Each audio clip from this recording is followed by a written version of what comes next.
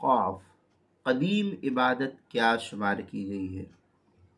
चुनांचे तारीख़ पर गौर करने से मालूम होता है कि रोज़ा दुनिया की सबसे पुरानी और कदीम इबादत शुमार की गई है।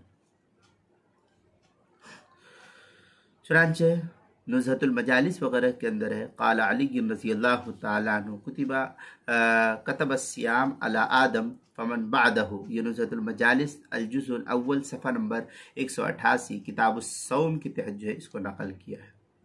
हज़रत आदम अलैहिस्सलाम से लेकर के हज़रत मोहम्मद सल्लल्लाहु अलैहि वसल्लम तक की तमाम उम्मतों पर रोज़े की फ़र्ज़ियत किसी न किसी दर्जे में चलती चली आई है और ये फ़र्ज़ रहा है, जैसा कि कुरान के इस आयत से मालूम होता है। कुरान करीम में है, या अय्युहल्लज़ीना आमनू कुतिबा अलैकुमुस्सियाम कमा कुतिबा अलल्लज़ीना मिन क़ब्लिकुम लअल्लकुम तत्तक़ून।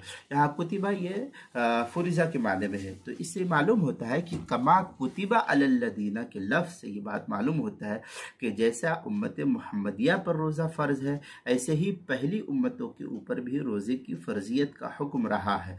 अब हर एक की अल्लाह ताला ने जो कैफियत थी उसको मुख्तलिफ रखी है, ये अलग हुक्म था, लेकिन रोज़े की फ़र्ज़ियत का किसी न किसी दर्जे में सबूत पहली उम्मतों के ऊपर भी मिलता है। चुनांचे ये आयत सूरह बकरा की है, पारा नंबर 2 सूरह बकरा के अंदर है, और तफसील सूरह बकरा की आयत और मारफुल कुरान वगैरह के अंदर देख सकते हैं।